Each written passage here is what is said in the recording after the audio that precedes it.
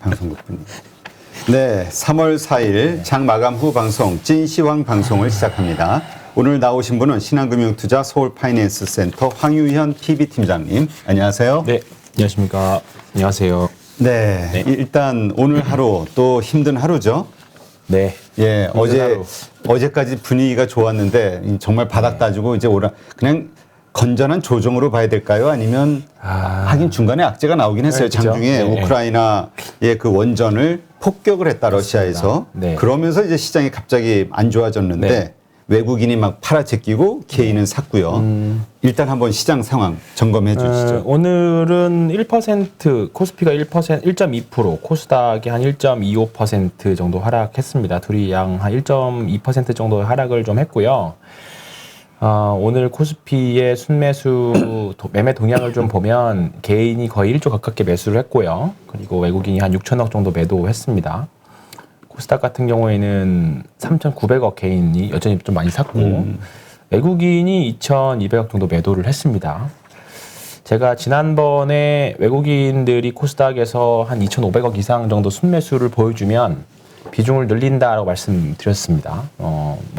당연히 저는 계획대로 진행을 했고, 근데 과연 어떤 종목을 고를까에 대한 고민들을 많이 했는데 일단 지금은 비추세 시장입니다. 여전히 비추세 시장이고 여전히 대지정학적인 리스크가 동반돼서 오늘 같은 거죠. 사실 이런 것들은 장중에 나오는 이슈들은 우리가 예측할 수 없으니까 변동성을 감내하고 가야 되는 부분들이기도 하고, 다만 이 구간이 이제 점점 이제 주식시장 전쟁의 리스크가 주식시장에 미치는 영향을 이제 갈수록 분명히 완화될 거라고 봅니다. 완화될 거라고 보고 있기 때문에 변동성은 감내하더라도 떨어질 때마다 사고 좀 수익 나면 좀 챙기고 그런 식의 시장을 좀 보려고 하고 있는 상황이고요. 오늘 주가가 되게 한 1% 떨어지긴 했습니다만 2,700포인트예요. 그러니까 보시면 코스피를 보시면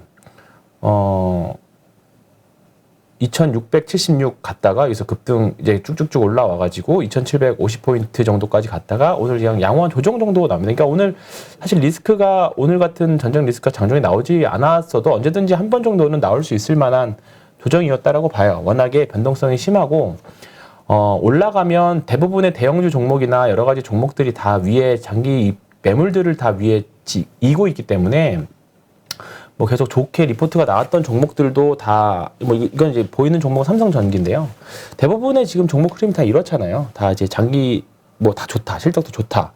그리고 제가 말씀드렸던 거래량이 터진 종목들도 일단 지금 자체는, 대외적인 리스크로 인해서 매도 압력이 굉장히 강한 상태고, 매물들이 다 머리에 있는 상태예요. 그러니까, 어디를 기준점으로 보느냐, 매물의 저항을 어떻게 보느냐에 따라서 다르겠지만, 장기 입형이든, 가격 저항이든, 매물대든 상관없이 일단은 지금은 모난돌이 정맞는다고 일단 지금은 조금 너무 튀어 올라오면 지금 좀 팔으려고 하는 심리가 좀 강한 것 같아요. 근데 이 흐름은 이 대외 리스크가 좀 완화될 때까지는 좀 더 가겠죠. 근데 시장에 대한 변화 폭은 조금 완화될 변동성 점점 줄어들 거라고 봅니다. 아까 장중에 나스닥 선물이 거의 한 1% 마이너스까지 갔는데 지금 보니까 한 0.4% 정도가 좀 줄었거든요. 그러니까 이런 부분들이 우리나라뿐만 아니라 해외 시장에도 분명히 적응해 나갈 거고, 항상 주식시장에서 제일 싫어하는 거는 모르는 거거든요. 그렇죠, 이거를 불확실성이라고 말을 하는 거죠. 그러니까 과거 사례들 굉장히 많았어요. 테이퍼링이 처음 등장했던 2013년도에는 테이퍼링 텐트럼이라는 말을 썼을 정도니까. 근데 지금 테이퍼링이 시장에 영향을 미치나? 그것도 아니죠. 그리고 금리 인상에 대한 재료들은 해마다 또는 주기적마다 이제 있을 만한 재료인데 1월 달에 생각보다 그 경로가 굉장히 가팔랐잖아요. 근데 지금은 오히려 이제 러시아군이 우크라이나에 진군했을 때 이제 10%대까지 떨어졌고 지금 연방 기금 금리 선물에 반영된 확률이 50bp 인상 가능성이 지금 제로입니다. 네, 제로고 오히려 동결 가능성이 4%로 또 높아졌고 지금 일단은 파월 의장이 말한 것처럼 25bp 인상 가능성이 96% 정도 됩니다. 그러니까 시장은 오히려 기준금리 인상에 대해서 25bp 정도로 들어갔고요. 이제 다음 주부터는 이제 블랙아웃 기간에 들어갑니다. 이제 연준에서는 전혀 이제 금리 인상에 대한 코멘트가 없기 때문에 모멘텀 공백 구간으로 들어갈 거고요. 그러면 다음 주에 남은 재료는 일단 두 가지 재료가 남습니다. 일단은 세 가지 재료가 남죠. 우크라이나 리스크 하나, 지정학적 리스크 하나 계속 괴롭힐 거고, 그 다음에 대선이 있고요. 그 다음에 선물 옵션 동시만기가 있습니다. 네, 세 가지인데 동시만기에 대해서는 또 뒤에 가서 말씀드리겠고요. 네. 일단은 뭐 당분간은 특별한 주도주 없이, 그러니까 특별한 주도주가 아니라 장중에 시장을 이끌고 가는 이제 소형 테마성으로 당일 주도주 섹터들은 있지만 뭔가 시장의 지수를 끌어올리는 듯한 지금 지수 주도 섹터는 없는 상황이거든요. 그렇다 보니까 종목별 트레이딩 장세가 당분간은 좀 지속될 것 같습니다. 네.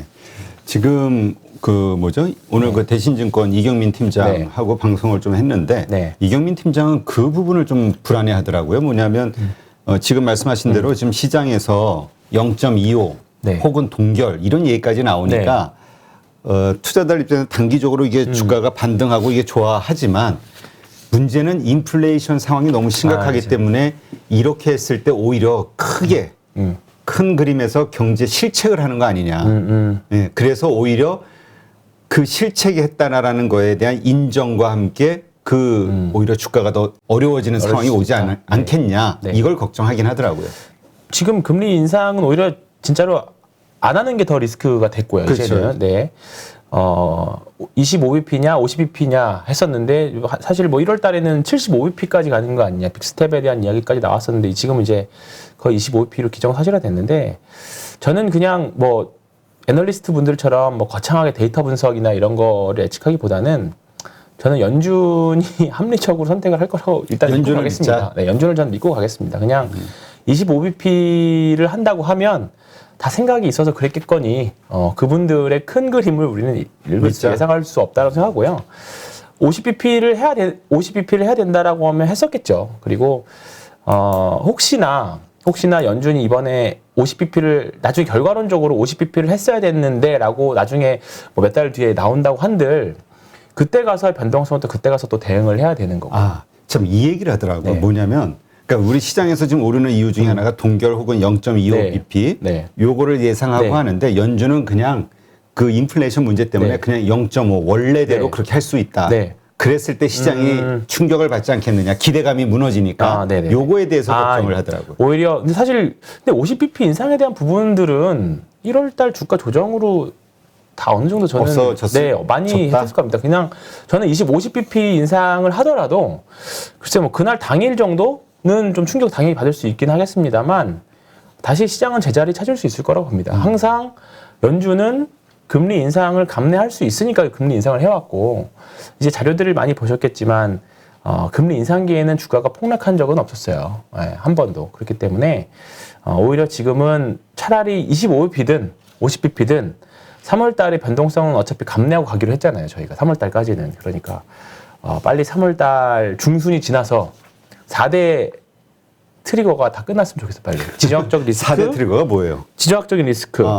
우크라이나 전쟁. 네, 그렇죠. 그다음 우크라이나 이슈, 그다음에 선물옵션 동시만기, 대선, 대선, 그다음에 이제 FOMC 4개. FOMC. 일단은 4개 정도인 것 같아요. 이제 조금 더 확장이 본다라고 하면 코스피를 본다라고 하면 이제 1분기 실적까지 하면 이제 4월까지 갈 수 있기는 한데 아직까지는 올해 상반 1분기까지는 애널리스트 영업이익 추정치가 조금 안 좋게 보고 있긴 합니다만 하반기로 갈수록은 그래도 YOY로 그러니까 작년 말 대비해서는 좀 좋아지는 모습이 있기 때문에 일단은 그 부분들이 선반영 해준다라고 하면 지난번 말씀드렸던 것처럼 올해 주식시장에서 수익을 낼 수 있는 기회. 그러니까 1년 중에 아무리 하락장이어도 한 3개월 정도, 한 개 분기 정도는 그러니까 뭐 1, 2, 3, 4, 5, 6 그게 아니라 한 석 달, 한 개 분기 정도는 주식시장에서 편하게 매매할 수 있는 시기가 오긴 하거든요.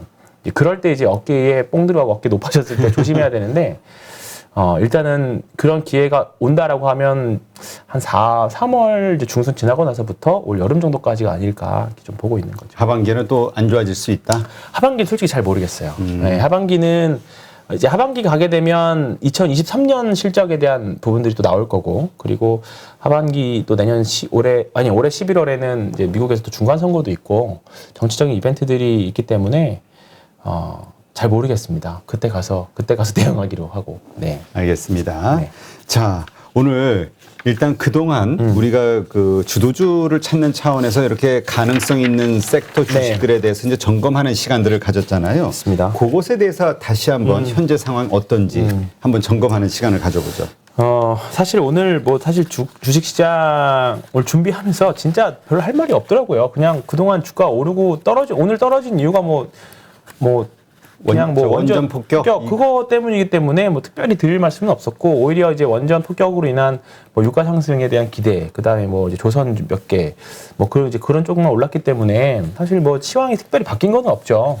이제 더군다나 연준도 점점 이제 코멘트는 점점 아낄 거고 하다 보니까 지금부터는 뭐 특별히 뭐 펀더멘탈로 주식을 접근하자, 싸게 쌀 때 사자, 뭐 그렇게 말씀드린 것도 이제 지겨우실 거고, 그래서 약간 제가 연초에 말씀드렸던 올해 예상되는 5대 주도주 중에서 제대로 가고 있는 게 뭐가 있나 이제 말씀드릴 건데, 그때 말씀드렸던 게 파운드리 기억나실 겁니다. 삼성전자와 TSMC, 네. TSMC가 이제 대규모 파운드리 투자에 대한 건이 있었다 해서 이제 관심 종목이랑 말씀드렸던 거고, 그 다음에 자율주행하고 이제 카메라 쪽 같이 묶어서 말씀드렸었고, 그다음에 폴더블 폰 관련 주식들, 그 다음에 우주항공 플러스 방산 말씀드렸고, 마지막에 로봇 이렇게 말씀드렸는데, 일단은 파운드리 쪽 반도체 부품주들은 뭐 아시겠지만 지금 다 좋지 않습니다. 네. 그러게요. 지금 다들 뭐 IT 반도체가 좋을 네. 거라고 예상하는데 주가는 일단은 반도체는 일단은 저는 경기 민감주라고 봅니다. 예, 경기가 좋아야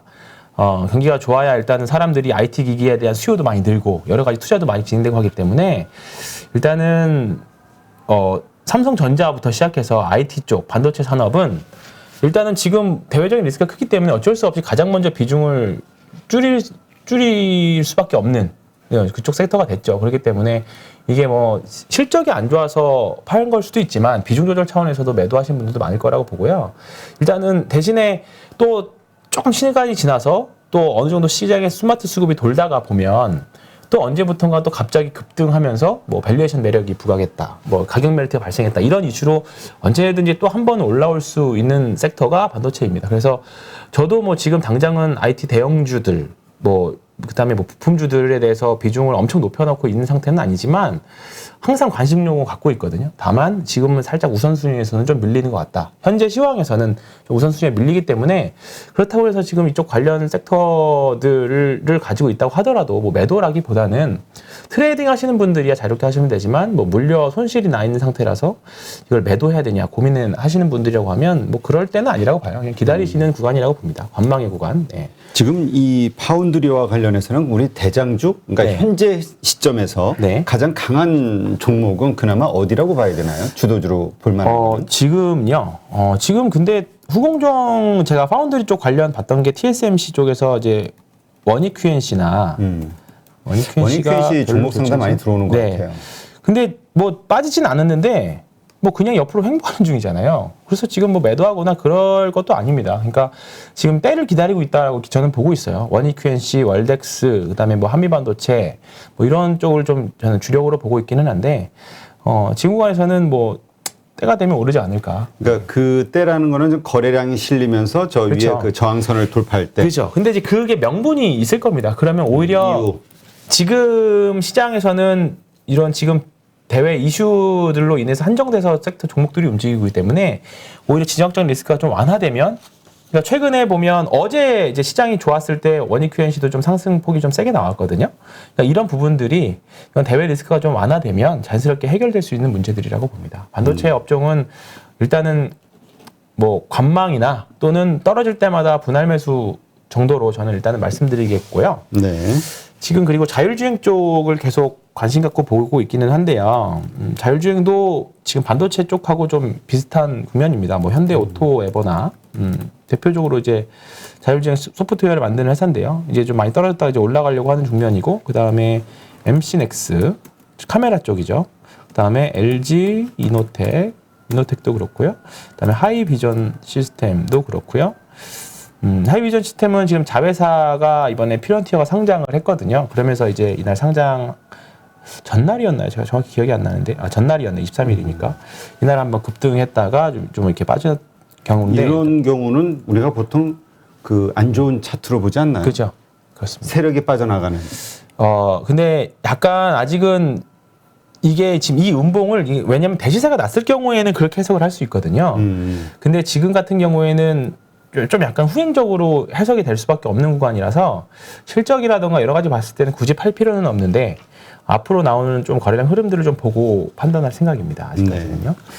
뭐 이렇게 좀 보시면 되고 지금 자율주행도 그렇고 이제 애플카에 대한 이야기가 나와서 어제 애플카의 부품을 삼성전기에서 만든다라는 내용도 좀 나와가지고 좀 관련 종목들이 좀 들썩이긴 했는데 아직까지는 아직 확인된 거 아니잖아요. 네, 아니죠. 네. 그래서 일단은 애플카하고 자율주행 이슈로 본다면 당연히 LG전자나 뭐 LG노텍 이쪽 보시는 게 맞을 것 같고요.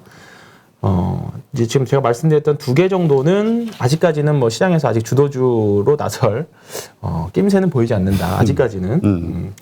파운드리와 네, 자율주행. 자율주행은 그렇고요. 그다음에 이제 폴더블 폰인데요. 네. 폴더블 폰은 지금 일단은 파인테크닉스가 그래도 좋은 모습을 좀 보여주고 있습니다. 네, 파인테크닉스가 좋은 모습을 보여주고 있고 이제 내장 힌지를 만드는 회사죠. 그리고 KH바텍이라던가 근데 또 KH바텍은 또 별로 좋은 모습은 아니고 세경 하이테크도 지금 모양이 거의 비슷합니다. 세경 하이테크도 그렇고요. 그다음에 BH도 또 그렇고요. 지금 사실 스마트폰 부품 주식들도 뭐 파인테크닉스 빼고는 특별하게 뭐 폴더블이 지금 시장의 대세다라고까지는 하지는 않은 것 같습니다. 일단은 기사들은 사실 계속 많이 나오는 것 같아요. 그렇죠. 기사들은 계속 많이 나오고 이번에 새로 출시한 S22가 사실 좀 이제 잡음이 조금씩 나오고 있거든요. 예.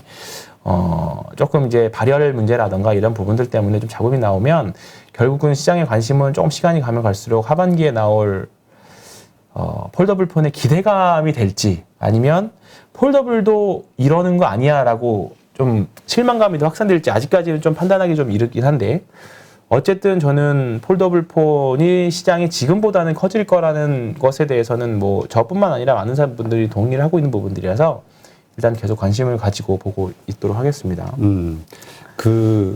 일단 이 차트가 다 안 좋은 거는 일단 시장 자체가 안 좋았기 그렇죠. 때문이라고 봐야 되겠죠. 네, 일단은 개별 이슈가 있다기보다. 맞습니다. 네, 파인테크닉스는 그럼에도 불구하고 셌기 때문에 나중에 시장이 안정됐을 경우에 이런 주식들이 더 주도주의 지위로 올라갈 수 있는 가능성이 좀 높은 거고요.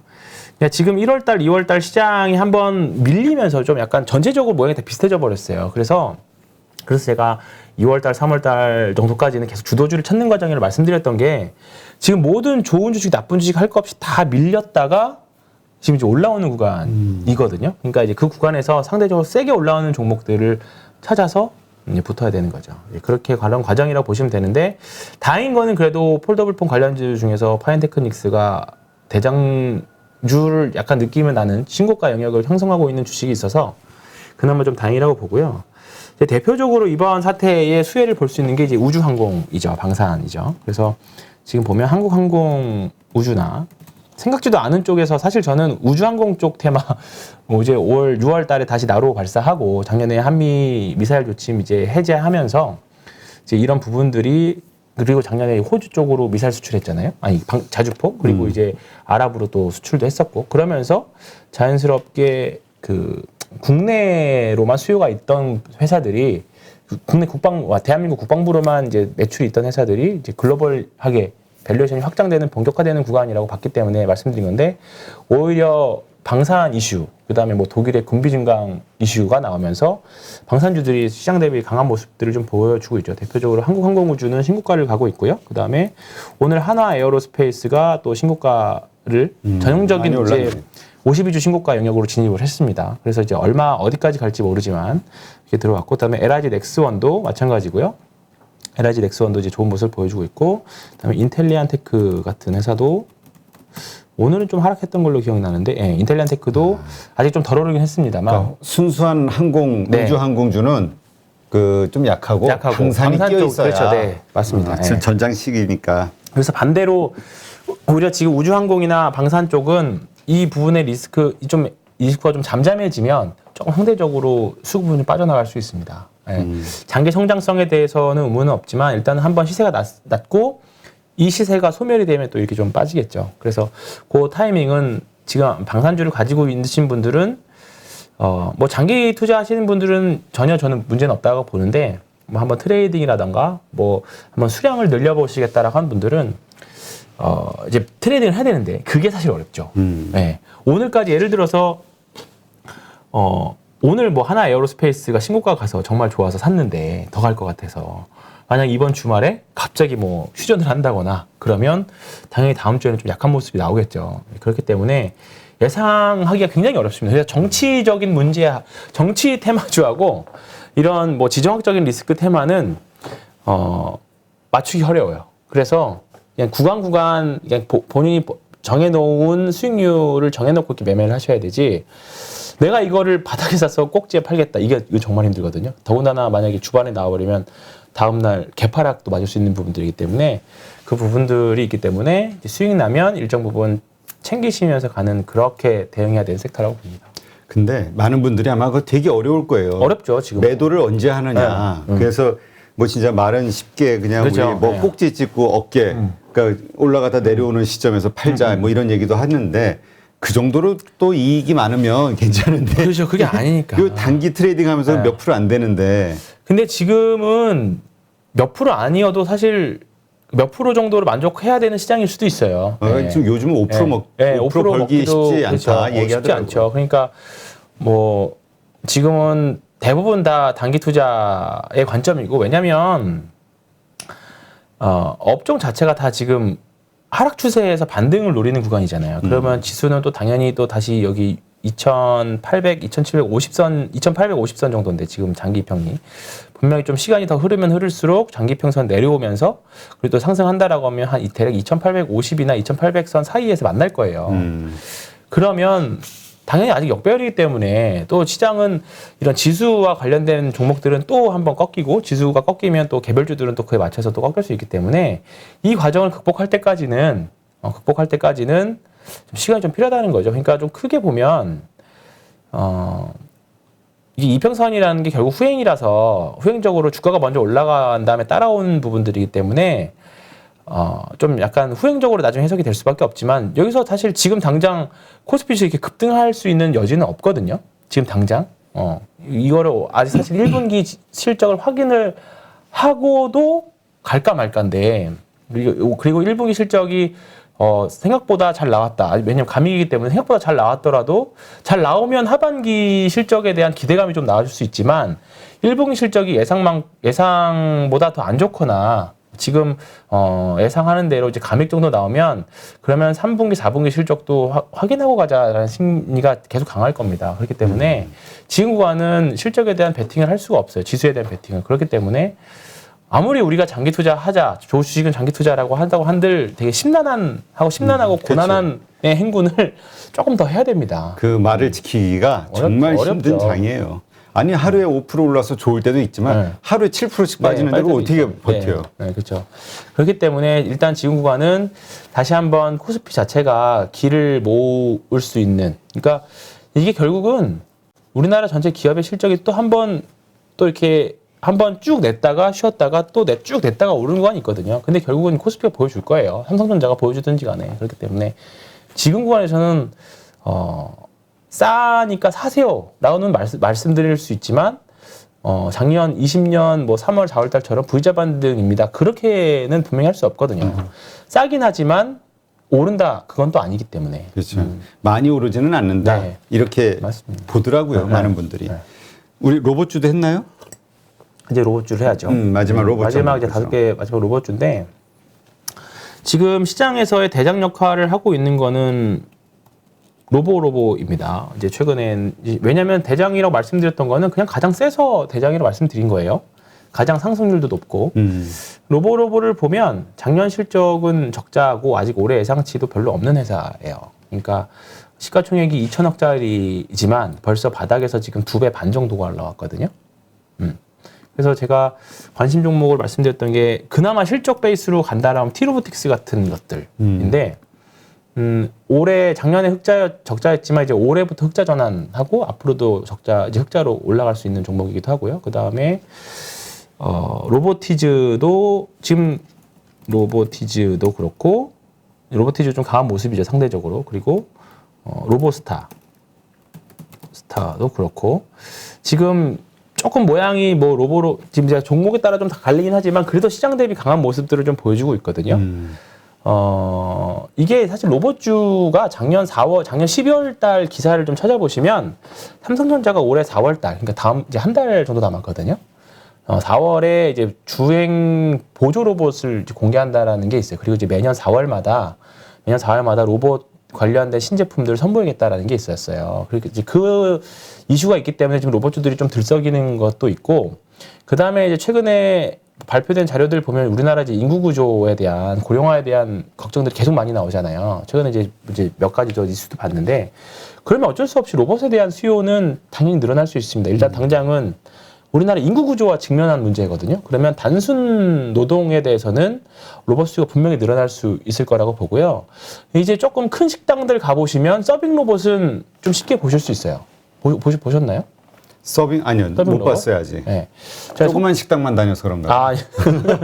배달해서 먹고. 그죠. 근데 이제 제가 예전에 한 달 전인가 속초를 놀러 간 적이, 여행을 간 적이 있었는데, 이제 거기 유명한 물회집을 가면, 단순 서빙, 말 그대로. 이제 주문은 사람이 받지만, 이제 그 완성된 음식을 손님한테 가져다 주는 서빙은 로봇이 해주더라고요. 네. 그렇기 때문에 그런 부분들, 이제 KT에서 광고도 많이 하고 있어요. 이제 그런 서빙 로봇들이 슬슬 실생활에 들어오고 있거든요. 근데 분명히 가면 갈수록 이런 부분들이 더 확산될 거라고 봅니다.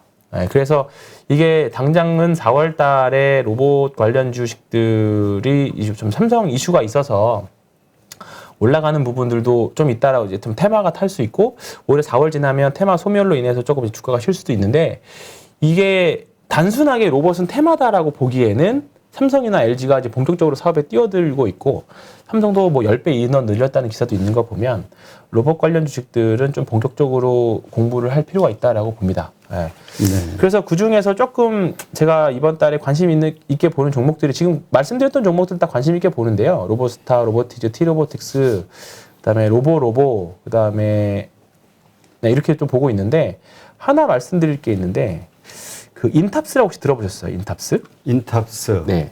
휴대폰 관련 아니에요? 맞습니다. 원래는 스마트폰 케이스 만드는 회사인데요. 네. 대표님 혹시 최근에 자가 진단 해보신 적 있어요? 했어요. 해보신 적 있죠? 네. 거기서 혹시 특별한 점 못 발견하셨어요? 특별한 거? 글쎄요. 그 사용 설명서 보면서 네. 그거 하나만 생각했지. 네.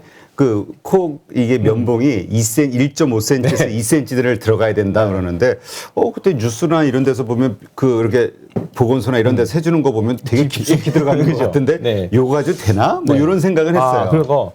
그러면 요거 한번 보시는지 모르겠는데, 역시 이거는 이제 한미약품에서 만든 거고 SD 바이오센스에서 만든 건데, 여기서는 뭐 특별한 거 안 보이시나요? 글쎄요. 인탑스가 네. 제조자다? 그렇습니다. 네. 이건 의뢰자가 한미약품 거고, SD 바이오센스. 맞습니다. 여기도 뭐 저기네. 다단계네. 여기도 요거는 이제 하청업체 구조. 네. 여기 SD 바이오센서가, 이거는 이제 핑크색은 해보신 분들 많을 건데, 이거는 SD 바이오센서에서 만든 자가진단 키트인데, 제조를 인탑스에서 했습니다. 왜냐하면 이거 플라스틱이잖아요. 네. 플라스틱 제조를 인탑스에서 했어요. 아. 네. 그래서 최근에 인탑스 주가 흐름을 좀 보면, 자연스럽게 신사업 분야네요. 이게. 네, 그죠. 네, 신사업 분야가 돼서, 요게 1월 달에 상대적으로 세장이 되게 셌잖아요. 이게 요 이슈로 붙어가지고 좀 급등을 했었습니다. 붙었고, 지금은 이제 좀 약간 단기 차익 실현으로 물량이 좀 나오는데, 제가 왜 인탑스를 갑자기 로봇 얘기하다 말고 이걸 말씀드리냐면, 인탑스가 이것저것 많이 해요. 그 얘기는 주력이 없다는 얘기 아니에요? 제대로 돈 그럴 버는 수도 게 없다? 있는데, 이게 사후적으로 평가받는 거기는 한데요. 일단은 그건 중장기적으로 갔을 때 이해하는 이야기일 수도 있고, 사실 뭐 우리가 성공하면 사업 다각하고 실패하면 문어발식 사업 확장을 해서 망했다 이런 얘기 많이 하는데, 일단은 저는 전자의 개념으로 좀 설명을 하고 말씀드리고 돈 되는 싶고요. 건 다 한다. 네.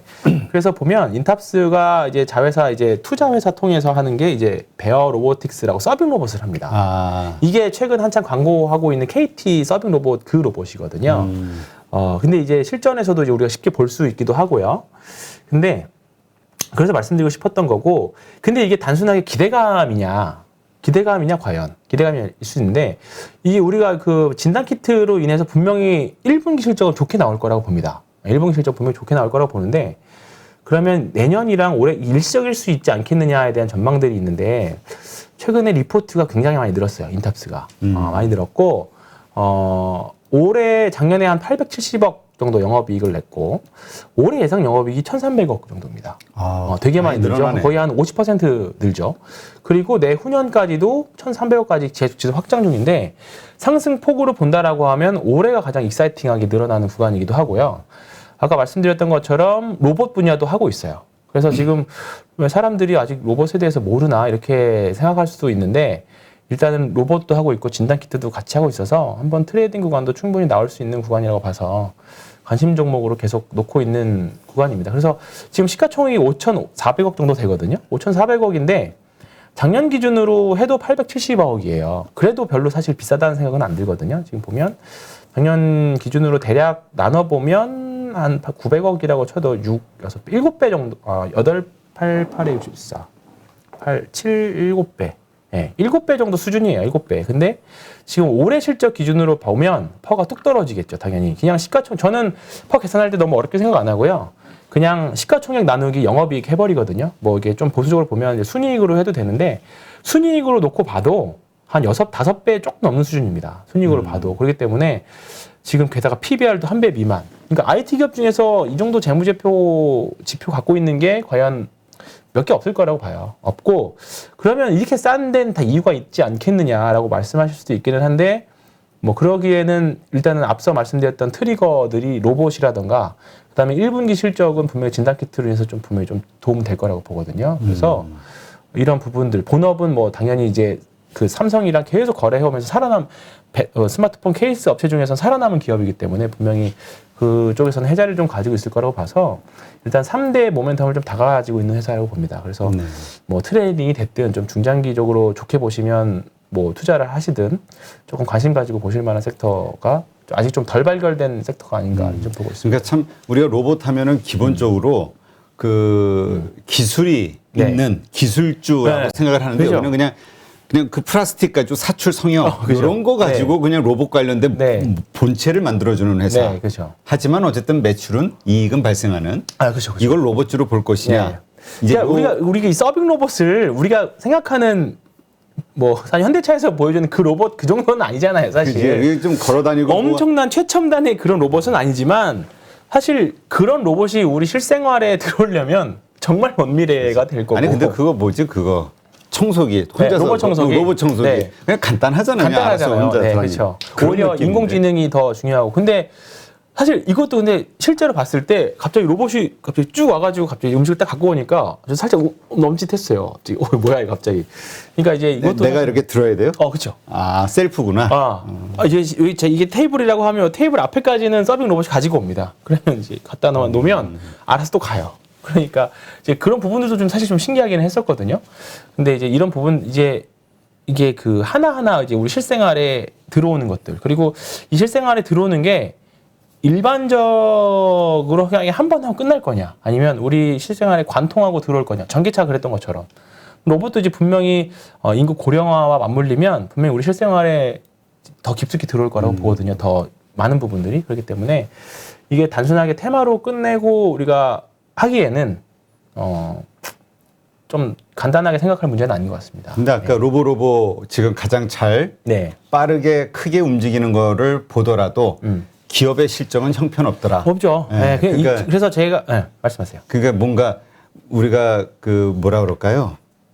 요즘 실적 장세에서 뭔가 그렇게 그림이 네. 재무 구조가 아주 이쁜 그런 기업은 아니다. 대장주 로보. 그렇죠. 그러니까 이게 대장주는 뭐 어떻게 생각할지 모르겠지만 가장 센 놈이 전 대장주라고 봐요. 그래서 그렇다 보니까 실적과 상관없이 그리고 주도주의 생로병사를 봤을 때 대장주가 실적이 무조건 좋았던 건 아니거든요. 뭐 실적 좋았을 수도 있지만 무조건적으로 실적 제일 좋은 놈이 대장주다 이렇게 보진 않았고 다 이유가 있으니까 또는 시장에서 가장 센 이유가 있으니까 시장에서 이렇게 판단한 거라고 보는데 일단 시장의 지표는 계속 로보를 보고 가긴 하지만 그나마 마음 편하게 뭐 대장주를 당연히 매매해야 되는 거 아니냐라고 생각하면 당연히 로보로만 매매를 해야죠. 근데 이거 실적 이런데 어떻게 사냐? 이거 불안하다라고 생각하시는 분들은 왜냐하면 작은 종목들은 또 어떻게 될지 모르잖아요. 인탑스? 네. 그래서 인탑스나 티로보틱스 같은 종목들. 티로보틱스 같은 경우는 이제 올해 흑자 전환하거든요. 이제 일단 예상이긴 합니다만. 근데 바닥에서 말하는 이런 대량 거래들도 이제 나오기 시작했고 그렇기 때문에 일단은 한번 올해 계속 기대를 하고 가져가는 종목 중에 하나입니다. 네, 알겠습니다. 자, 이게 우리가 5가지 네. 섹터 그동안 우리가 살펴봤던 이제 그 주도주 예상 네. 그 중에 지금 섹터였는데 일단 흐름이었고, 네. 일단 아직까지 보이고 있는 건 아니죠. 네, 확실하게. 그렇죠. 네, 네, 그렇죠. 근데 요즘 그 경기 민감주들 가운데서 주도주처럼 튀어오르는 있죠, 데들이 있죠. 있단 말이에요. 조선주 요즘 네. 너무 강해요. 이걸 어떻게 이해해야 될까요? 조선주는 리포트를 제가 거의 다 읽어봤는데 애널리스트 분들끼리도 의견이 좀 많이 갈리더라고요. 오히려 지금 팔고 떠나야 되는 시기다. 오히려 지정학적 리스크로 인해서 조선주가 올라왔을 때. 그러니까 스토리는 이렇습니다. 일단은 이번 전쟁으로 인해서 유럽도 에너지 정책의 변환을 가지고 올 거고 그래서 최근에 이번 주에 풍력이나 태양광이나 이런 재생에너지 관련 주식들이 올랐잖아요. 원전도 포함해서. 그리고 우리가 이제 아직까지는 그린 에너지라고 보는 게 가스인데 유럽은 러시아에서 한 40% 이상을 이제 러시아로부터 가지고 옵니다. 노드스트림이라는 이제 파이프관을 통해서 가지고 오는데 일단 이번에 잠궜습니다. 그렇죠. 네, 잠궜죠. 파산을 했던데 아예 네, 직원 전부 해고하고 네, 그렇겠죠. 제로 네, 직원이 그 기사까지는 못 봤는데 어쨌든 그러면 유럽 국가들은 가스를 갖고 와야 되겠죠. 그렇죠. 갖고 와야 돼. 그러면 뭘로 갖고 올 건데? 미국에서 그럼 당연히 그렇죠. 배밖에 없는 거죠. 배밖에 없으면 이제 LNG 선을 만들 수 있는 나라가 중요한데 전 세계에서 90% 정도는 한국이 수주를 했습니다. 이제 10%는 일본이랑 중국에서 수주를 했는데 점유율이 그렇습니다. 근데 일본이랑 중국은 자국 물량이에요. 그러니까 실제로 타국의 물량을 받아줄 수 있는 나라는 한국밖에 없는 거죠. 한국 3사, 현대미포조선, 대우조선해양, 현대중공업, 현대미포조선, 그냥 현대중공업 그룹이랑 그다음에 대우조선해양이랑 삼성중공업 이렇게밖에 없는 거죠. 그렇다 보니까 최근에 대우조선해양이 좀 이번 주에 제가 인상적으로 봤던 게 대우조선해양이었는데 대우조선해양이 상대적으로 강한 모습을 보여줬죠. 왜냐하면 앞으로 글로벌리하게 LNG선 수주가 들어올 거다라는 기대감이 지금 있는 상태입니다. 그래서 제가 다른 방송에서는 한국카본도 사실 추천을 좀 드렸었어요. 한국카본은 이제 LNG선에 들어가는 본행제를 만드는 회사인데 한국카본이 오늘 좀 성과가 좀 좋게 단기 신고가를 내는 모습을 좀 보여줬죠. 그리고 거래량도 터지면서 나오는 모습을 좀 보여줬어요. 그러니까 이 흐름이 과연 이번 지정학적인 리스크가 끝나고 났을 때도 추세적으로 갈 수 있냐. 네, 왜냐하면 노드스트림도 다시 또 나중에 가가지고 또 다시 열 수도 있잖아요. 열 수도 있고 에너지 정책은 또 그때 가서 바뀔 수도 있는 거고. 그래서 그 의문이 제기가 되는 건데 저는 그래도 LNG선 수주는 더 지속될 수 있을 거라고 일단은 좀 이렇게 생각은 하고 있어요. 일단 친환경 선박으로 분류가 되는 거잖아요. 일단은 친환경 그 에너지 자체가 그렇게 분류가 되고 있죠. 여전히 LNG를 캐낼 때는 탄소 배출을 합니다.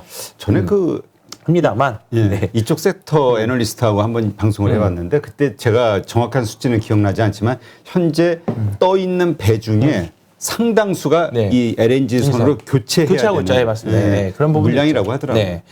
이제 그 LNG 추진선으로 바꾸려고 하는 부분들도 좀 있는 거죠. 워낙에 탄소를 많이 배출하니까.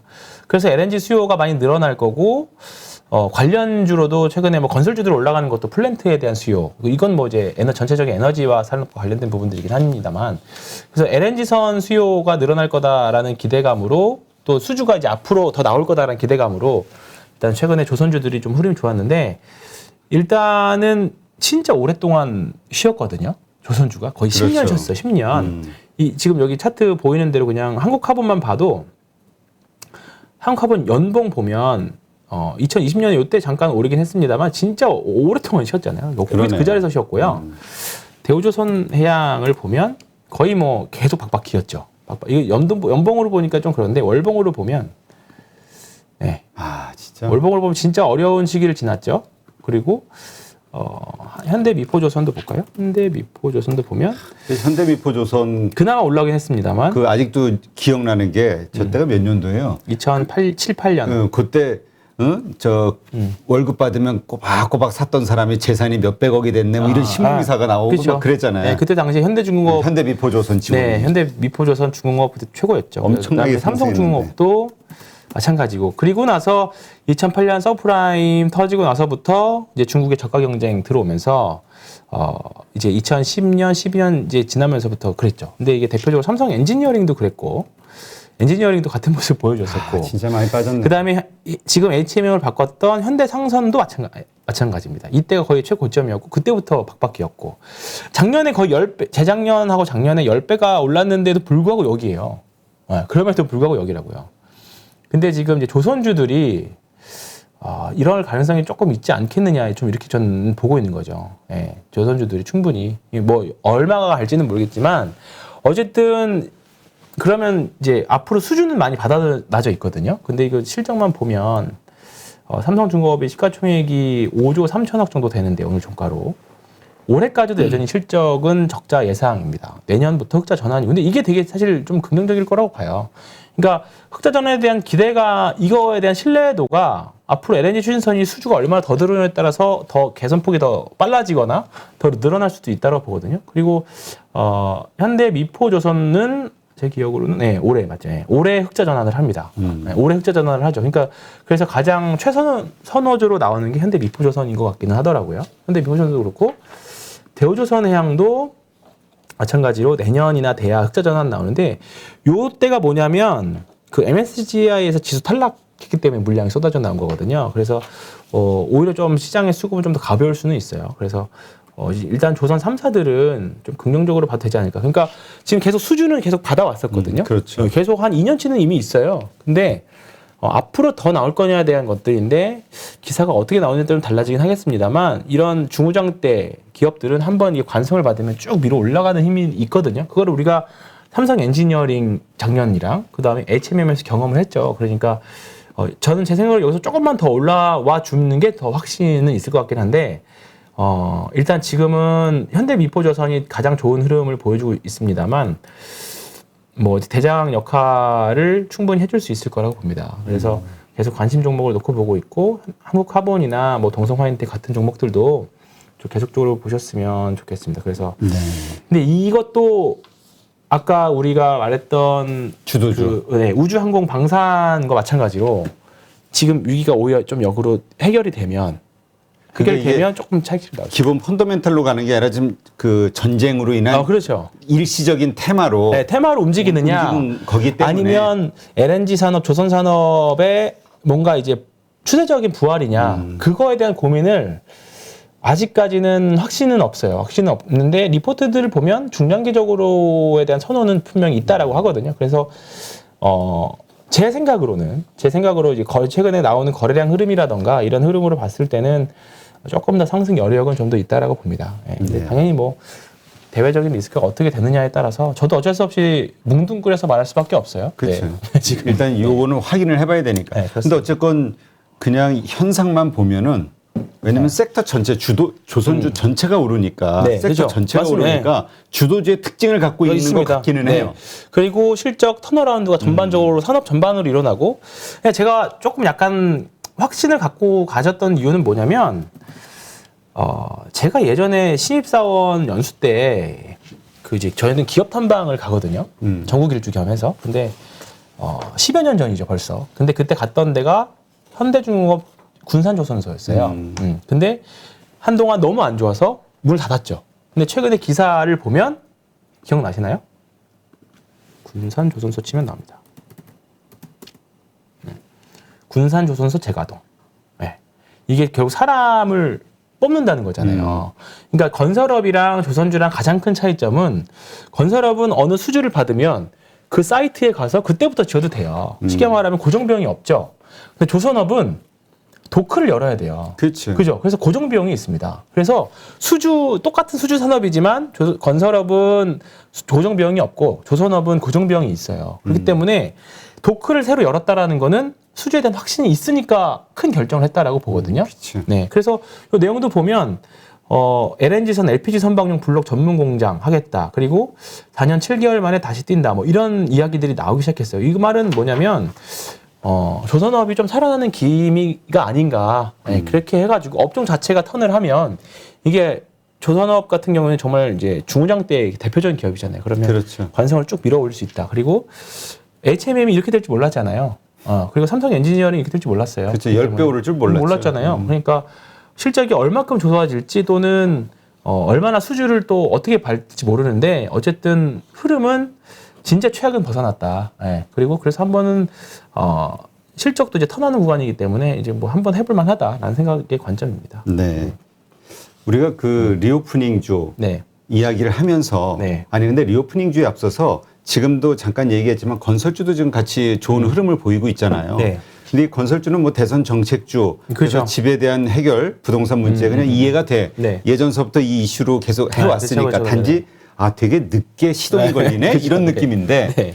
좀 특징주로 볼 만한 게 현대산업개발. 우리 이거 진짜 망가진 기업으로 생각했는데 네. 저는 요즘 반등폭이 만만치가 않아요. 보지도 않았어요, 사실. 그러니까 이미 끝난 거라고 생각했는데 근데 지금 나오는 이슈들을 그러네요. 보니까 많이 올라왔네, 바닥에서. 뭐 그 배당도 한 400억 하고 그다음에 주주의- 중간에 뭐 주주 이익을 위한 뭐 내용들을 또 그 주주 행동 펀드의 의견대로 뭐 변경하기로 했다. 뭐 시장의 신뢰를 얻기 위한 별의별 노력을 하는 것 거죠. 같아요. 노력인데 저는 그냥 신고가 있는 거 하겠습니다. 네. GS건설이나 GS건설이 일단 가장 저는 좋은 것 같고요. 그다음에 현대건설이 아마 지금 저항이 거의 부딪힌 것 같은데. 싸다고 생각해서 들어가는 분도 있을까 봐. 네, 그렇죠. 근데 저는 그냥 한다라고 하면 그냥 GS건설을 보는 게 낫다라고 봅니다. 왜냐하면 대량주. 어차피 건설주가 무너지면 신고가 있는 종목들은 오히려 매물이 적기 때문에 덜 나와요. 근데 역추세에 있는 것들은 빠질 때 더 밀릴 가능성이 더 크기 때문에 굳이 지금 구간에서 고른다라고 하면 저는 GS건설을 고르겠어요. 네, 알겠습니다. 그런 상태. 근데 그런 그 상태. 현대산업개발은 나오는 리포트 보니까 그 이제 주주 배당 400억 하니까 지금 수주에 대한 불확실성은 커지고 있는데 그렇죠. 회사에 있는 돈 없는 돈 끌어다가 배당으로 나눠주니 이거 더 걱정이 된다. 재무적인 그럴 수 있겠네요. 그렇죠. 이런 그럴 수 있겠네요. 리포트도 네. 나오긴 했더라고요. 자, 리오프닝과 관련해서도 한번 좀 살펴봐야겠죠. 리오프닝은 하나만 봅니다. 한 놈만 패고 있습니다. 여행, 네? 항공, 아니, 하이트진로요. 뭘 물어보세요. 하이트진로. 하이트진로고요. 많이 올랐어요. 많이 올라왔죠. 네, 우리가 맥주 한잔 하면서 라방 하나요? 그럴까요? 네.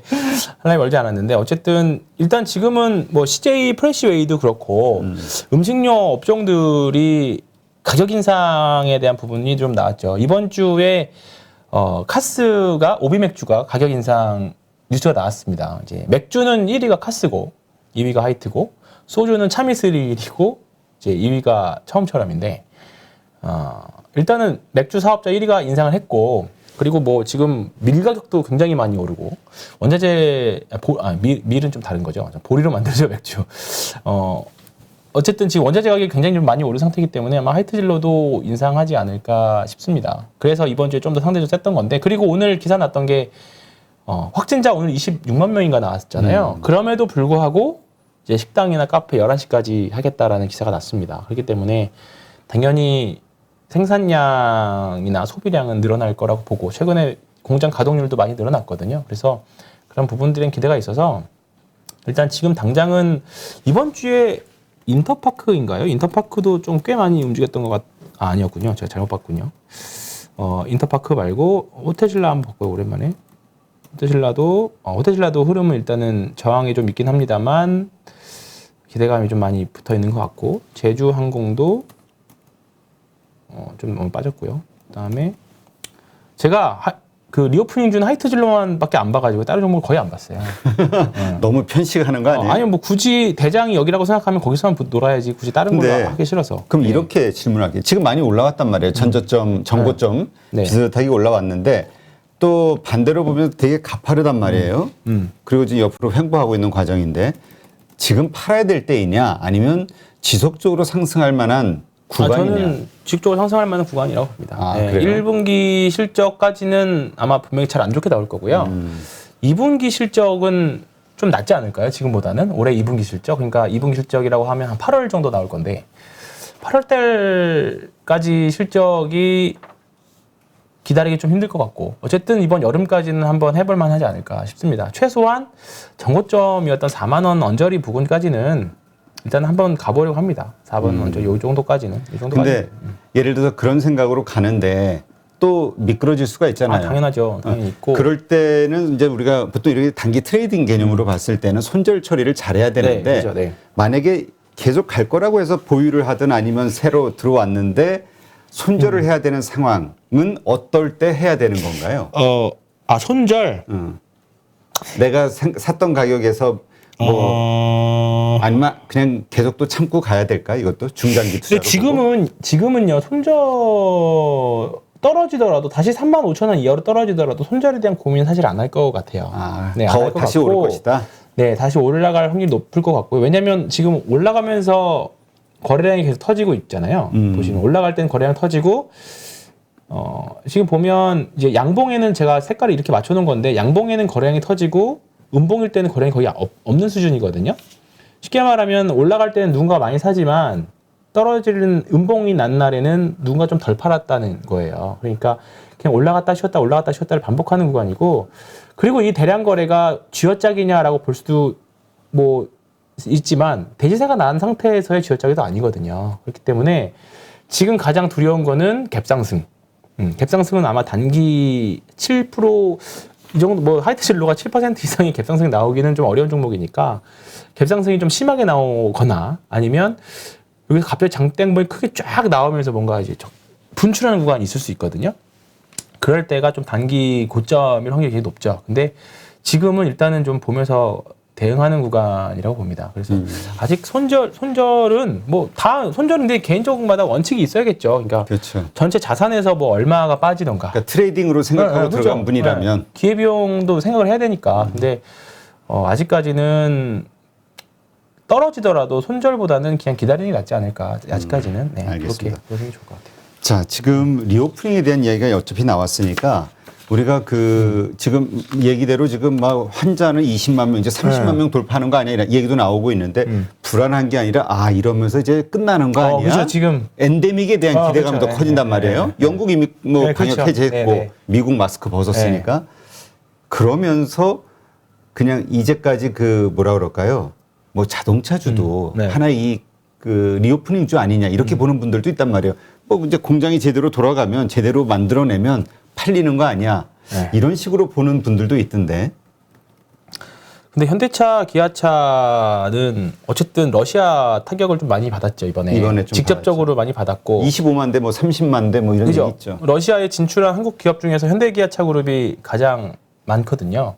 그래서 사실 뭐 손실이 우려된다가 아니라 거의 뭐 손실을 확정적으로 받아들이는 분위기이기 때문에 그리고 아직 공급망 해소도 안 돼 있고 사실 이 부분은 계속 질질질 끌어왔던 부분들인데 이런 부분들이 좀 아쉽지만 여기서 이제 극복을 못했죠. 여기서 뭔가 이제 이평선이 몰리는 과정에서 여기서 차이 쫙 이렇게 나와줬으면 오히려 지금 삼성 엔지니어링은 여기서 극복하는 모습이 나왔거든요. 여기서 헤매다가 오늘 이렇게 뚫고 올라가는 모습이 나왔어요. 그러니까 현대차는 똑같이 대량 거래가 나오고 질질질 가다가 여기서 지금 밀려버린 거고 삼성 엔지니어링은 어쨌든 이거를 다시 질질질 가다가 뚫고 올라가 버린 거죠. 그러면 어쨌든 시장의 선택은 삼성 엔지니어링을 일단은 같다라고 두 개 중에 같다 보면 되고 현대기아는 어쨌든 공급망 이슈가 나와서 이슈로 인해서 지금 하락을 했던 거죠. 그러면 일단 하락을 했으면 저도 뭐 되게 굉장히 좋게 봤지만 현대차는 지금 일단은 이 국면이 해소될 때까지는 기다려봐야 될 것 같아요. 오히려 조금 뭐 이제 러시아 사태가 완화가 되면 좀 단기적으로 반등은 나오겠죠. 그러니까 현대산업개발이랑 비슷한 흐름 나오지 않을까요? 이게 보면 아무리 정말 현대산업개발 망할 것처럼 빠졌다가도 좀 어느 정도 완화되니까 이제 이 그림이 나오잖아요. 그러면 여기도 뭐 한 이 정도 가면 또 헤딩하고 또 내려오겠죠. 현대차도 당분간은 좀 그런 그림이 좀 있을 거예요. 여기서 하면 어느 정도 이 국면이 완화되면 또 이렇게 가다가 더 내려갈 수 있는 리스크는 당연히 여전히 있습니다. 그렇기 때문에 전 추가 매수하지는 않아요. 근데 여기서 오히려 이렇게 만약에 여기서 반등이 나오면 여기서 반등이 나왔을 때 이때 살 걸 후회할 필요도 없어요. 그냥 올라오면 한번 정리했다가 또 이렇게 기간 모으면서 좀 다시 한번 추세를 되돌리는 구간까지 기다리기 때문에 저는 일단은 지금 현대차, 기아차 그룹은 더 추가 매수하거나 그러지 않습니다. 그냥 혹시나 단타로만 접근 정도, 단타로만 접근이지 굳이 비중을 늘 필요 없다. 이미 잘 가고 있는 쪽에서 노는 게 낫다. 이렇게 보고 있는 거죠. 알겠습니다. 지금 이제 다음 주 시장 대응 전략을 좀 질문을 드릴 건데 일단 다음 주 이벤트가 많아요. 많죠. 일단 네. 10일 날이 우리 쿼드러플 데이인가요? 네, 맞습니다. 네 마녀의 날. 근데 지금 걱정되는 건 외국인들이 선물 포지션이 하방 쪽에 찍어놨기 때문에 많이 빠지지 않겠냐 걱정하는 분들도 있는데. 그렇게도 해석을 하는데요. 지금 옵션의 가격을 보면 굉장히 변동성을 내재하고 있습니다. 그거는 하락에 대한 변동성을 내재하는 것도 아니고 위아래로 흔들어주기를 원하고 있어요. 네, 아직은 정말. 방향성이 없다. 방향성이 없는 거죠. 그러니까 오히려 하방을 확실하게 찍어주면 모르겠는데 지금은 상방에 대한 기대감도 많이 있는 상태입니다. 그렇기 때문에 그러니까 외국인들은 혹시나 대외적인 환경이 바뀌면 바로 위로 쳐 올릴 수도 있어요. 그렇기 때문에 무조건적으로 하방에 대한 선물 수량 이런 것들을 보면 당연히 하방 확률이 좀 높기는 한데 이 부분들은 어떻게 될지 모른다고 보고요. 그래서 아까 제가 서두에 제일 처음에 선물 옵션 다음 주 만기는 방향성보다는 변동성이라고 보는 게 맞을 것 같아요. 방향성보다는 변동성이라고 보시는 게 맞을 것 같고요. 다음 주는 여러 가지 변수들이 굉장히 좀 많이 있잖아요. 그래서 대통령 선거도 있고, 그리고 만기일도 있고, 뭐 우크라이나 사태도 계속 이어지고 있어서, 그리고 그 다음 주에 있을 또 FOMC까지 또 직전 주기 때문에 변동성이 좀 많이 있을 거라고 봅니다. 그래서 계좌 그냥 조금 손실이 커서 나 어떻게 할지 모르겠다라고 하는 분은 그냥 어떻게 돌아가는구나 그렇게만 보시고 계좌 안 열어보셔도 될 것 같아요. 그러니까 이번 주, 다음 주도 우리가 사실 오늘 금요일이라 좀 불안하단 말이에요. 그렇죠. 그래서 매도하시는 리스크 관리 차원에서 그렇죠. 하신 분들도 많을 텐데 일단 다음 주도 어떻게 흘러내릴지 올라갈지 모르나 그냥 지켜보자. 네, 지금은 FOMC 이후까지. 단타 하시기에는 되게 좋은 장이 될 수도 있어요. 뭐 에너지 관련 주식들도 그렇고, 그다음에 몇 가지 종목들 봤을 때는 그렇고요. 한번 오랜만에 볼까요? 이거 다음 주 지난 만기일부터 지금까지 선물 누적을 보면 이게 한 5조 매도까지 나갔었거든요. 네, 선물이. 근데 지금 3조 9천억 정도까지 좀 되어 있기는 한데. 다음 주 좀 봐야 될 것 같아요. 저도 솔직히 이번에는 예상하기가 굉장히 좀 어렵습니다. 이거는 우리만 어려운 게 아니라 외국인들도 어려울 거예요. 어려울 거라서 지금 구간에서는 콜옵션 봐볼까요? 콜옵션이 매도가 많죠. 풋옵션은 매수가 많고 당연히 이거 보면 당연히 하방에 대한 베팅으로 볼 수 있기는 한데 이거는 언제든지 순식간에 청산될 수도 있으니까 다음 주는 변동성으로 이해하시고 보는 게 맞을 것 같습니다. 네. 오늘 좀 많이 팔다 보니 기관도 팔고 그래서 이제 좀 불안해 하시는 분들도 네. 있을 텐데 그럼 다음 주 월, 화, 수 뭐 이런 흐름에 따라서 또 예상해 볼 수도 있지 네. 않을까요? 그러니까 저는 그래서 빨리 FOMC 끝났으면 좋겠어요. 그때까지는 그냥 뭐가 됐든 외국인들도 방향을 모르고 모르죠. 헷갈린다. 어떻게 알아요? 하루하루 그냥 외국인들도 뉴스에 따라. 지금 우리나라 대통령이 누가 될 줄 알겠어요. 그것도 모르고 계속 지금 시계저로인데 희한하게 3월 중순 지나고 나면 다 거칩니다. 네, 그래서 이거를 제가 한 달 전인가 말씀드렸던 게 이거예요. 3월 중순까지는 어렵지만 거기만 지나고 나면 뭔가 다 깔끔하게 해결되는 것들이 보인다. 그러니까 그때까지는 변동성이 어렵다. 왔다 갔다. 요즘에 단기 매매해도 진짜 몇 퍼센트 구간 안 나와요. 근데 이제 그거 먹으려고 전업 투자하신 분들은 뭐 하루에 2%, 3%도 고맙습니다 하고 이제 매매하신 분들 많이 있지만 그게 아니라고 하면 일단 지금 구간에서는 변동성이고 또 빠지면 또 올라오는 날이 또 있을 겁니다. 그렇기 때문에 지금 이 정도 2,700 이하에서는 계속 매수가 맞다라고 보거든요. 어쨌든. 그래요? 그러니까 네. 지금 그렇다면 우리가 지금 코스피 뭐 쌍바닥으로 보시는 분들도 있잖아요. 네. 네, 쌍바닥으로 뭐 삼중바닥은 좀 아닌 것 같고 네. 쌍바닥으로 보시는 분들도 있는데 일단 바닥 확인은 지켜졌다라고 보는 건가요? 지금 여기서 더 악화가 되려면 뭐가 있을까요? 악화가 되려면 뭐 우크라이나 오늘 뭐 우리 놀랬던 게 그러죠. 핵발전소에다가 그렇죠. 원전에다가 무기 쐈다는 거죠. 네, 뭐. 그거밖에 없잖아요. 봐보시면 사실 이렇게 빠졌던 거는 금리 인상 이슈였거든요. 그죠? 근데 우크라이나 이슈를 보면 그냥 여기만 똑 떼서 보면 그냥 자연스러운 흐름이에요. 사실 우크라이나 이슈가 과연 반영됐나? 여기만 보면 별로 그냥 오르락내리락 하는 정도의 변동성이잖아요. 그렇죠. 우리가 시장에서 종목들을 보고 있으니까 되게 엄청 힘든 것처럼 보였지만 그냥 보면 2,700선을 안착하기 위한 지금 몸부림 정도이거든요. 그러다가 이제 여기서 이러다가 한번 2018년 10월처럼 이렇게 내려오다가 한 번 더 쭉 빠지는 거 아니에요? 이렇게 볼 수도 있긴 한데 합리적으로 2,600 한 50포인트 정도, 요 정도. 여기 딱 여기였던 것 같거든요. 그러니까 여기가 우리가 흔히 말하는 PBR 10배 수준이에요. PBR 10배 수준. 여기 이하부터는 올해 우리나라가 감익이 나오는 것도 아니거든요, 사실. 그렇죠. 네, 감익이 나오는 것도 아닌 상태에서의 추가적인 하락은 그 부분 예측하기 어려워요. 심리적인 부분들이기 때문에. 그래서 2650에서 한 2500포인트 정도, 그냥 PBR 1배 수준에서 PER 10배 사이, 이 정도 언저리가 합리적인 바닥이라고 우리가 보는 거죠. 거기 밑으로 내려가면 거기부터는 이제 투매 영역, 네, 투매 영역이기 때문에 우리가 뭐 예측하기 어려운 거죠. 네. 그 나스닥 일단 우리 시장은 결국 또 나스닥에 좌지우지 될 수밖에 없잖아요. 나스닥이 그 나스닥 차트는 어떤지도 한번 좀 봐주세요. 지금 너무 불안을 해가지고 나스닥이요. 이건 상해. 주말을 앞두고 지금 아마 이 방송 나가는 10시 무렵 되면 나스닥 선물지수 막 보면서 되게 긴장하실 그러겠죠. 거라고. 근데 이미 나스닥 차트가 무너졌다라고 얘기하는 분들도 있어요. 무너졌다고 보여야 되는 거 아닌가요? 그렇죠. 그렇다면 이거는 이런 계속 말 하면 싫어하실 분도 있겠지만 이게 자산 배분의 관점에서 보면 저 이번에 이제 교육 갔다 오면서도 또 한 번 느낀 거지만 이게 자산 배분의 관점에서 보면 이거 주봉입니다. 네. 자산 배분의 관점에서 보면 1등 자산이 그 다음에 1등 자산이 또 1등이 됐던 자산이 별로 없어요. 그러니까 뭐 미국 주식, 한국 주식, 뭐 중국 주식, 유럽 주식, 그다음에 금, 그다음에 원유, 뭐 그다음에 뭐 대체 자산 뭐 이런 것들 봤을 때 한 시절에 자산이 1등 했던 게 그다음에 또 1등 했던 건 없거든요. 2020년도에는 한국 주식이 1등이었고 작년에는 미국 주식이 1등이었고 올해는 저는 그런 관점에서 또 다른 자산이 또 1등을 할 확률이 높다고 보거든요. 어쨌든 지금 중국이 이제 다음 주부터 양해에 들어가는데 양해는 어쨌든 계속 완화 정책이잖아요. 그러니까 저는 차라리 지금 뭐 중국에 대해서 어떻게 생각할지 모르지만 우리가 중국 펀드 투자할 때 중국 장기 투자야 무조건 한 10년 전만 해도. 근데 지금 그 노래 다 사라졌잖아요. 그렇죠. 네.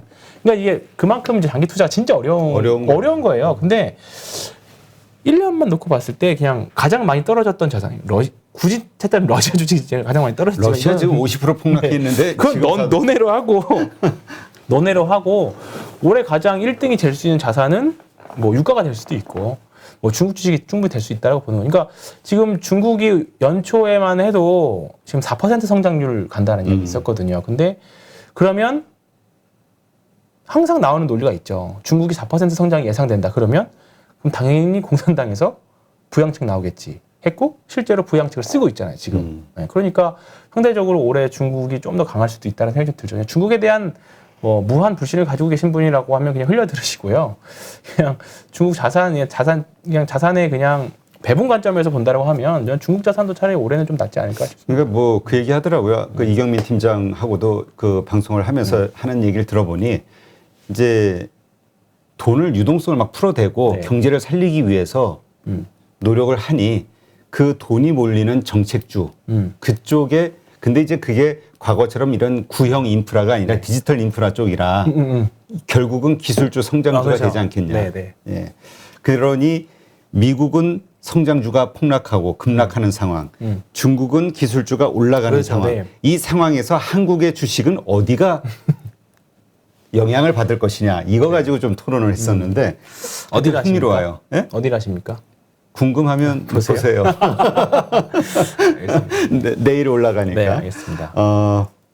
그렇다면 그 지금 많은 분들이 한국 시장에 대해서 좀 실망하고 네. 뭐 제도적인 면이나 뭐 거버넌스 이슈나 미국으로 가겠다 이런 분들 많거든요. 네. 근데 지금 제가 왜 이 나스닥 이야기를 했냐면은 그렇지 않을 수도 있다 미국이 작년을 자꾸 생각하시는 분들이 있어서 미국 시장이 앞으로 더 힘들어질 수도 있겠다라는 부분을 좀 설명을 드리고 싶어서. 저는 사실 뭐 미국 주식 전문가 아니라서 뭐 어떤 말씀 드리는지 모르겠는데 저는 미국 주식들 스타일은 좀 바뀔 거라고 봅니다. 예. 뭐 애플 뭐 이런 아마존, 구글 이런 게 나쁘다는 게 아니라 상대적인 수익률의 관점에서 비교 우위의 관점에서는 올해는 리오프닝 쪽이 더 낫지 않을까. 저는 그렇게 보고 있어서 저는 저의 사랑 디즈니.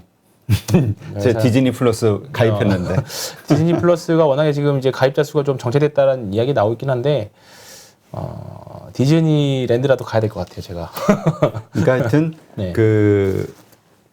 그렇지 않을 수도 있지만 하여튼 이 미국 시장도 이러한 면이 있다는 그럼요. 거, 네. 요거를 보시면서 판단하고 가는 거와 아니 우리가 그거를 2020년도에 한국 주식이 계속 올라갔을 때 2021년도 계속 올라갈 것처럼 생각을 했지만 꺾였던 영원한 것처럼 주식 상승은 없습니다. 그러니까 영원 상승은 없기 때문에 지금은 당장은 미국 주식 왜 이러지 하실 수 있지만 금리 인상을 하면 할수록 성장주들한테는 당연히 부담될 수밖에 없거든요. 그러니까 성장 주식들에서 좀 이제는 사실 좀 무조건 미국 빵 주식들뿐만 아니라 이제 많은 주식들을 이제 보실 건데 미국 주식도 자산 배분 분명히 필요할 거라고 생각을 하고요.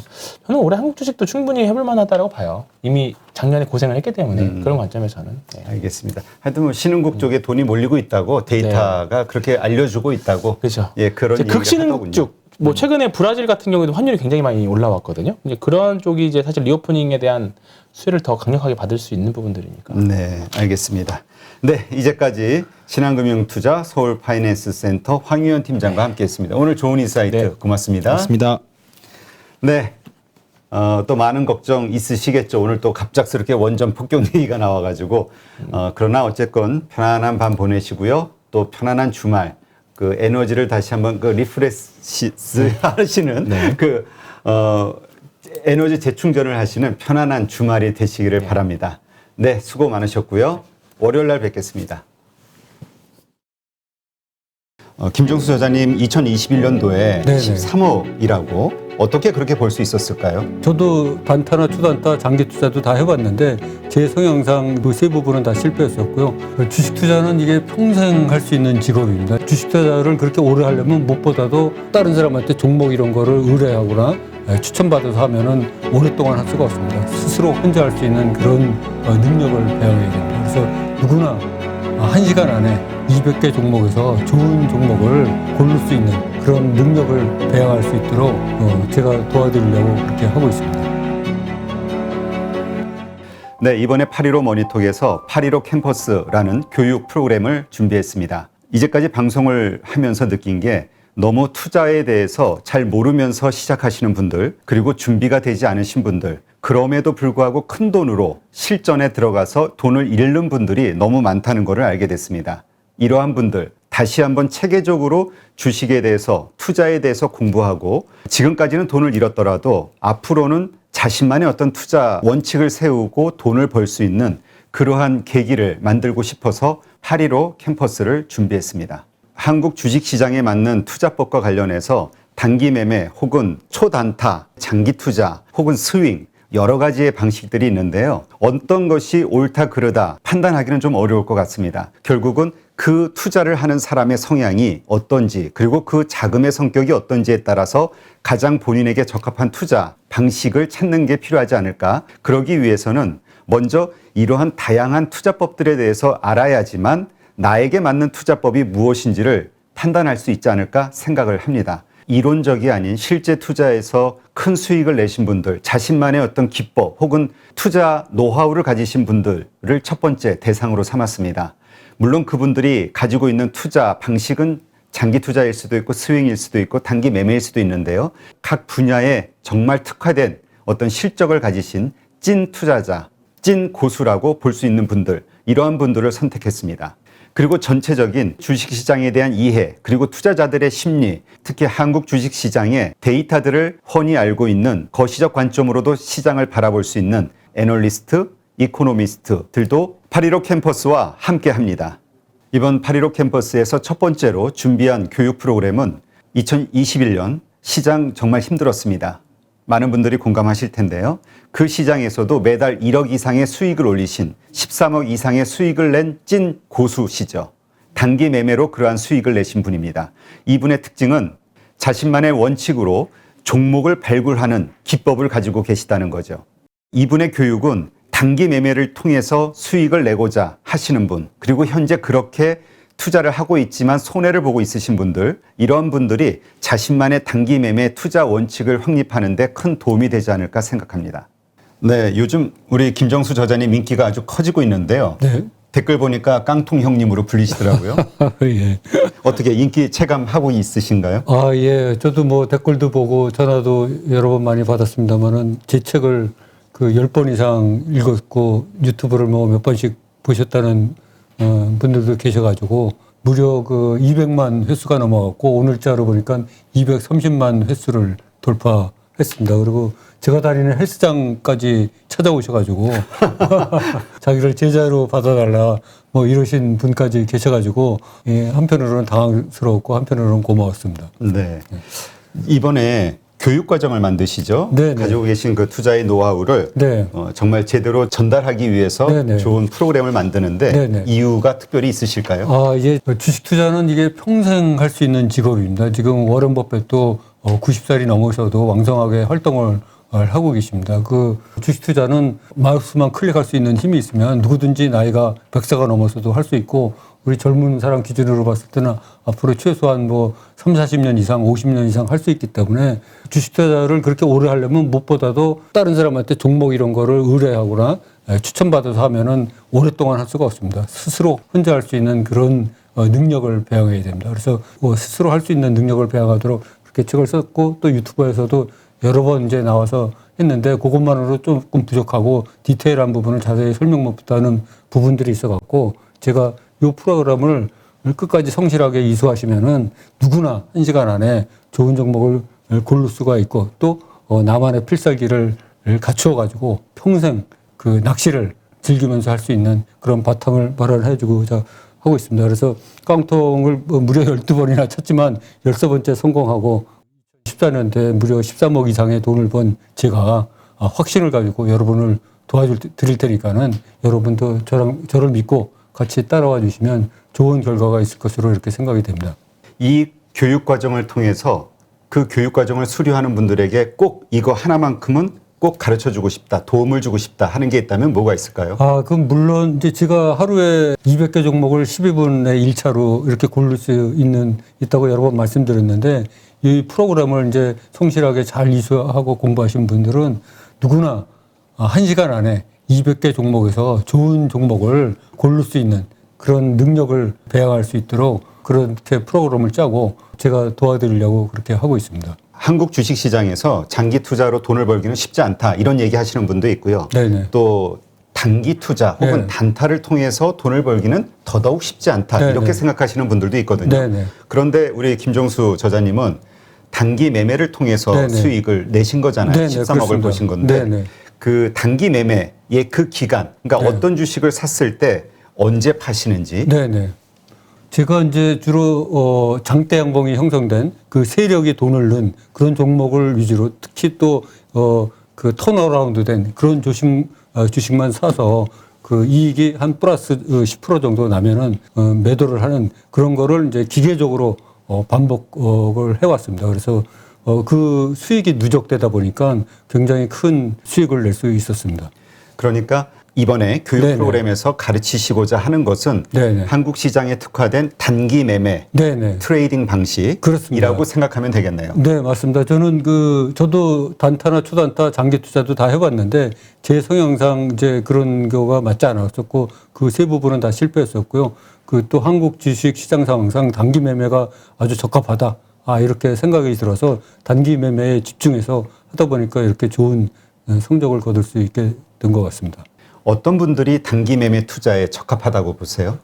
제가 생각하기에는 한국 사람들의 90% 이상은 단기 매매에 적합하다고 생각하고 있습니다. 왜요? 왜냐하면 한국 사람들의 그 성격이 그 빨리빨리 문화에 자리 잡고 있는데 이 단기 매매는 비교적 단타나 초단타보다는 느리지만 며칠만 해도 승부를 볼 수가 있고 평균 보유 기간이 장이 좋을 때는 뭐 1개월에서 2개월밖에 안 되고 또 뭐 장이 이렇게 요새같이 안 좋을 때는 뭐 3개월에서 6개월 이렇게 잡고 할 수 있기 때문에 한국 사람 성향하고 딱 맞는 거로 이렇게 생각이 됩니다.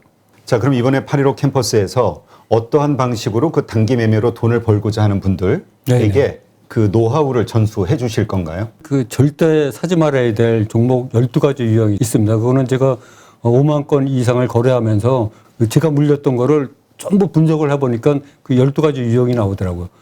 또 반드시 사야지 될 종목 유형도 12가지가 나옵니다. 그래서 모두 이 24가지가 있는데 이 24가지가 제 책에는 아쉽게도 한 가지 종목밖에 그 예를 못 들었습니다. 근데 이번 영상에서는 종목을 순차적으로 이렇게 소개를 하면서 이게 왜 이렇게 됐는지, 왜 이런 일이 벌어졌는지, 결과는 어땠는지를 차근하게 설명을 드릴 거고요. 또 제 책에서 아쉬웠던 부분이 그 200개 종목을 한 개에서 5개 정도 좋은 종목으로 추리는 과정을 거의 축약적으로 설명을 했기 때문에 실제로 그 일반 분들이 책만 보고 쫓아오기는 굉장히 힘듭니다. 그래서 그 200개 종목을 일일이 하면서 이 종목은 왜 선택이 되고 이 종목은 왜 선택이 안 됐는지 그런 거 원인과 그런 거를 자세하게 설명드리면은 몇 번씩 보시다 보면은 스스로 그런 능력이 되지 않을까 이렇게 생각을 합니다. 그런데 이제 VOD 네. 강의만 보고 배운다는 게 쉽지 않다. 하다 네네. 보면은 생각과는 다른 네네. 여러 가지 어려운 문제들이 생기잖아요. 네네. 그래서 영상만 보면서 과연 배울 수 있을까 이런 생각하시는 분들 있을 네네. 수 있을 것 같은데요. 네네. 그래서 저희가 이제 한 달에 한 번씩 그 라이브 방송으로 궁금하게 생각하시는 분들을 직접 소통을 하면서 궁금증을 받아서 그 자리에서 바로 대답을 드리고 이렇게 하는 그 시간을 마련해서 그 문제를 해결해 드리도록 하겠습니다. 8.15 캠퍼스를 통해서 평생 활용할 수 있는 종목 선정 방법을 여러분께 알려드리도록 하겠습니다. 그거 내 특급 비밀인데. 내가 이 공개 방송이라 갖고 수익률을 제대로 얘기를 못 하는데 이제 유튜브에 나와서도 그래서 내가 뭐 한 20% 30% 이상 그렇다는데 사실 내가 며칠 전에 계산해 보니까 작년에 이제 그 수익률을 따져 보니까 한 70% 이상 벌었더라고. 그러니까 작년 상반기는 사실 수익률이 100% 이상이었어.